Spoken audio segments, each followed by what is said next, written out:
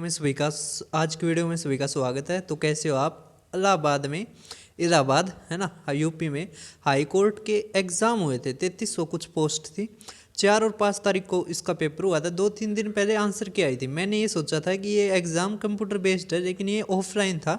कोई नहीं, फिर मैंने एनालिसिस किया और सारे क्वेश्चंस ऐसे ही थे जैसे राजस्थान में या बिहार में आते हैं, आसान क्वेश्चंस थे। लेकिन जो 4 क्वेश्चन थे, मैंने सोचा कि ये तो करवाने लायक है ना, एक क्वेश्चन तो है ही, वो आगे जरूर आएगा, है ना। मैंने सोचा नहीं था कि इसमें ये क्वेश्चन मिलेगा, लेकिन अच्छा क्वेश्चन है। इसका ना सॉल्यूशन ऑनलाइन भी बहुत कम उपलब्ध है ही नहीं एक तरह से। तो मैं करवाऊंगा, यही क्वेश्चन है पहले वाला। तो अब शुरू करते हैं। 4 क्वेश्चंस है, चारों के चारों क्वेश्चंस की पीडीएफ आपको मेरे टेलीग्राम चैनल पे मिल जाएगी, वीडियो के नीचे ही। तो अब आप ये क्वेश्चन देख पा रहे होगे, ठीक है। एक बार क्वेश्चंस को देखो क्या दे रखा है। मैं इंग्लिश वाले को हटा देता हूँ ताकि स्पेस हो जाए, ठीक है। इंग्लिश वाले को हटा देता हूँ, हिंदी वाला देखो आप क्या दे रखा है। मान लीजिए m और n धनात्मक पूर्णांक है, बिल्कुल इस प्रकार की 6m प्लस में 2m प्लस में n इंटू 3m प्लस में 2n इक्वल टू 332 है। तो 6m प्लस में 1 और 2 की मतलब इंटू 2 की पावर n प्लस में 1, इसका मान बताओ। तो ये क्वेश्चन बहुत ही ज़्यादा अच्छा है। इस क्वेश्चन में 2 चीज़ लगी हुई है। आप एक चीज़ समझो, देखो जैसे अगर आपने समझ रखा है बेस बराबर हो पावर अलग अलग हो, ठीक है। बेस बराबर हो पावर अलग अलग हो, गुणा होता हो, है ना, तो क्या हो जाता है, पावर जुड़ जाती है, ठीक है। आपने ये एक चीज़ समझ रखी है अपनी क्लासेस में। उसके अलावा एक और चीज़ है, वो और समझ रखी है आपने, क्या, अगर पावर बराबर है ना, और बेस अलग अलग है, ठीक है, तो क्या होता है, पावर बराबर है, बेस अलग अलग है, तो बेस की गुणा हो जाती है पावर ऐसे ही। तो 3 दूनी 6 है ना, की पावर m।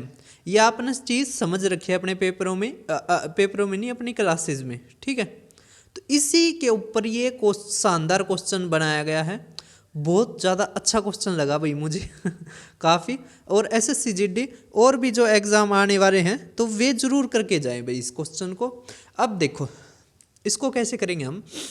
तो पहले हम वो करते हैं जो इसमें दे रखा है ना, क्या दे रखा है ये, मतलब जो निकालना हमें, इसको सोल्व करते हैं।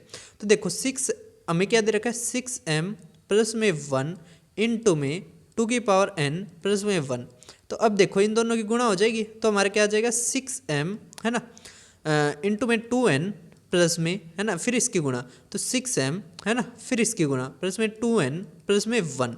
अब देखो यहाँ से 6m को कॉमन ले, तो 6m कॉमन ले लिया, हमारा क्या आ गया 2n प्लस में 1 प्लस में 2n प्लस में 1, ठीक है। हमें ये निकालना है, ठीक है, हमें क्या है, ये चीज़ निकालनी है, ओके। हमें ये चीज़ निकालनी है, आप समझ पा रहे हो, हमें ये चीज़ निकालनी है। तो कैसे निकालेंगे वो समझो, अब कैसे निकालेंगे। तो अब एक चीज़ देखो, क्वेश्चन ज़बरदस्त है, आपको थोड़ा दिमाग लगाना पड़ेगा, है ना। मुझे बहुत बहुत अच्छा लगा। देखो इसको क्या लिख सकते हैं हम, 2 की पावर m इंटू 3 की पावर m, ठीक है, प्लस में।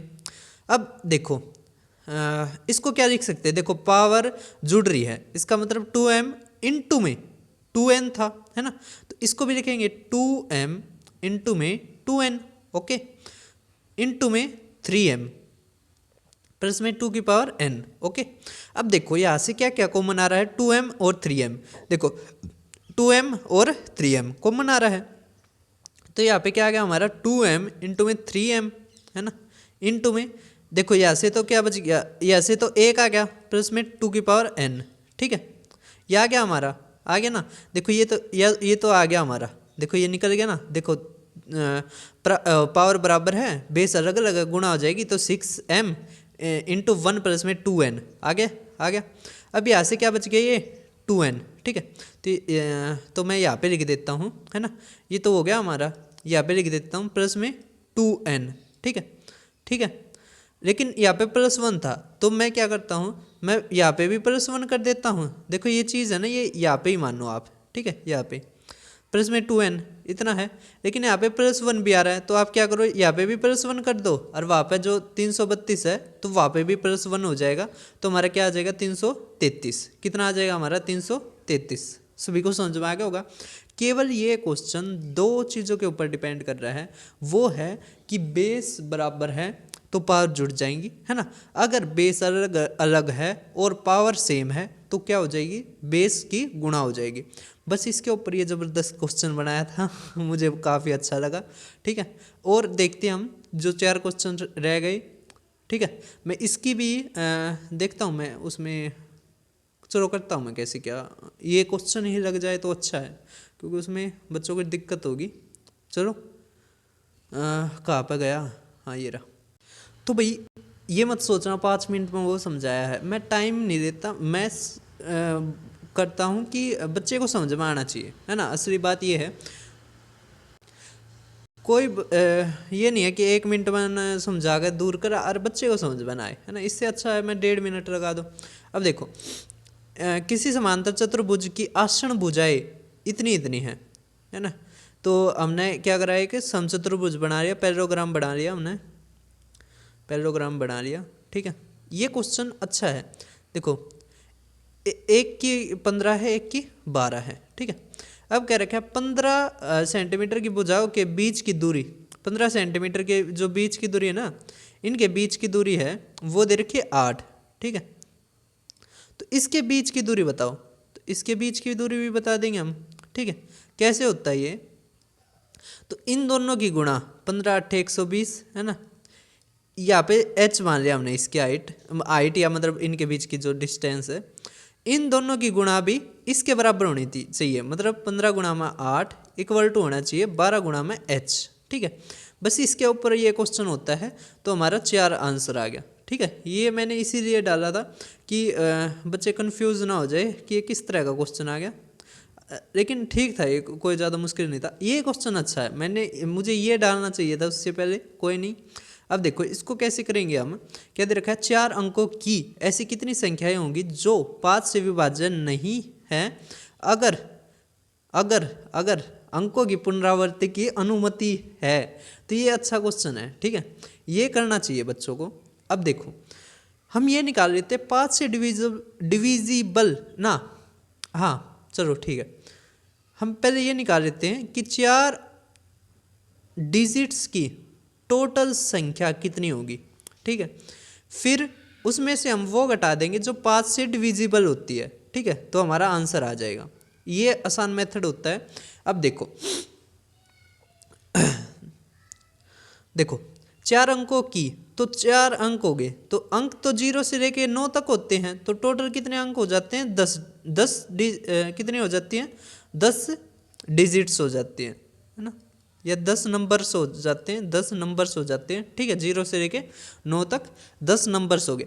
अब 4 अंकों के अगर हमने टोटल संख्या बतानी है, तो एक चीज़ बताओ, जो ये जैसे ये यूनिट डिजिट होता है, ये टेंस है ना, ये 100 और ये 1000, तो 1000 वाले पे 0 तो आया नहीं सकता, है ना। यहाँ पे तो कौन आ सकता है, 1 से लेके 9 तक, है ना।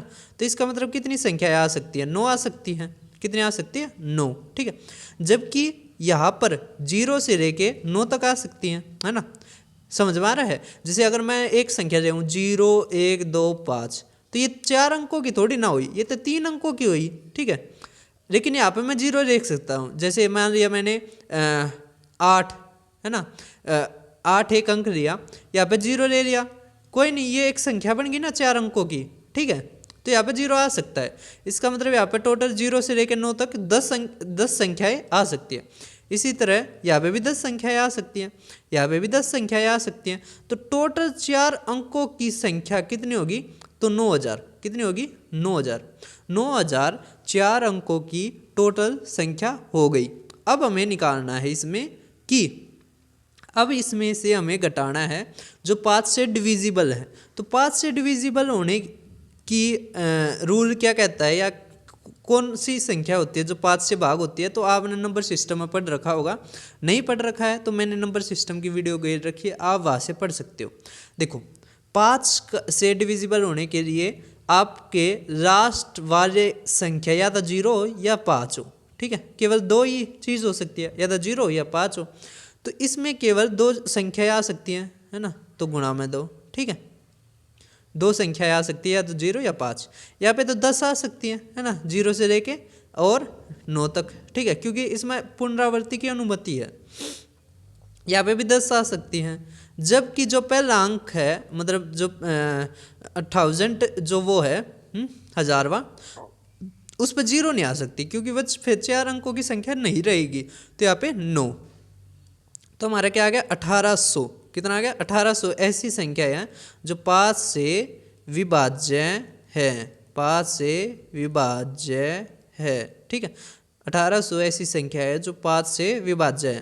तो 1800 इसमें तक घटाओ, कितना आ गया हमारा टोटल 7200, ठीक है। तो 7200 ऐसी संख्या है जो 5 से विभाज्य नहीं है, ठीक है, समझ में आया। तो कैसे निकाल सकते हैं हम, पहले आप टोटल निकाल लो, उसके बाद क्या करो आप, उसके बाद जो 5 से विभाज्य होते हैं उसको घटाओ और हमारा आंसर आ जाएगा, ठीक है। अब देखो अगला क्वेश्चन क्या दे रखा है, यदि 6m और 43 है ना, इसमें से घटा दे मैं यो, तो हमारा 1904 आ जाता है। तो m के स्थान पर क्या होगा, है ना, m के एक डिजिट बताने हैं। तो देखो भाई जैसे 6m 4 3, देखो इन क्वेश्चनों को कैसे किया जाता है समझो एक बार। हमारा क्या आना चाहिए 1904। देखो 13 में 3 हो गया 4, ठीक है, 13 में 3 हो गया 4, ठीक है, 4 आ गया। अब इसमें से क्या घटाएं, है ना, यहाँ पर 13 बच जाएगा, क्या बच जाएगा 13, है ना, क्योंकि यहाँ से एक हास्य लिया होगा, है ना, तो यहाँ पे 13 आ जाएगा। 13 में से क्या घटाएं, तो यहाँ पे 3 है n की जगह, जिसके कारण यहाँ पे 0 हो गया, ठीक है। अब यहाँ पे 9 आना चाहिए, इसका मतलब यहाँ पे 5 होना चाहिए, ठीक है। 5 से क्या हो जाएगा 15, 15 में तो 6 गया 9, ओके, समझ में आ रहा है सभी को, समझ में आ गया। तो यहाँ पे 5 होना चाहिए, फिर यहाँ से 80 आ जाएगा, 15 हो जाएगा, ये 9 हो गया, यहाँ पे 5, 5 में से 4 गया 1, ठीक है। तो हमारा m क्या आना चाहिए 5, ठीक है। सभी को समझ में आ गया होगा। चैनल को सब्सक्राइब करना, वीडियो को शेयर करना, और मैंने बहुत सारे डाल रखे हैं पेपर सॉल्यूशन, मैं दिखा देता हूँ। मेरा चैनल देख पा रहे होगे दीपक शर्मा मैथ्स, यहाँ पे जाएंगे प्लेलिस्ट, ठीक है। एक मैंने अलग अलग भी बना रखी है, जैसे रेलवे की, बिहार की, यूपी की, तो ये यूपी में भी पड़ेगी। और जो एक टोटल मैंने एक अलग से बना रखी है, मैं नाम भूल जाता हूँ यार उसका, कोई नहीं। देखो ये रही पेपर सॉल्यूशन, यहाँ पे पड़ेगी। पेपर सॉल्यूशन एक रामबाण की तरह है, क्योंकि इसमें मैंने सारे जो टॉप क्वेश्चंस है वे करवा रखे हैं, आपको एक चीज़ की भी दिक्कत नहीं आएगी, ठीक है। सीईटी, यूपी, पीसीएस, है ना, सारे के सारे। देखो CGL mains, technician grade 3, technician grade 1, JE के टॉप 90, है ना, बिहार सिविल कोर्ट के। अगर आप शेयर कर दो तो मैं और भी करवा सकता हूँ। चलो फिर मिलते हैं किसी और वीडियो में। चैनल को सब्सक्राइब करना, वीडियो को शेयर करना।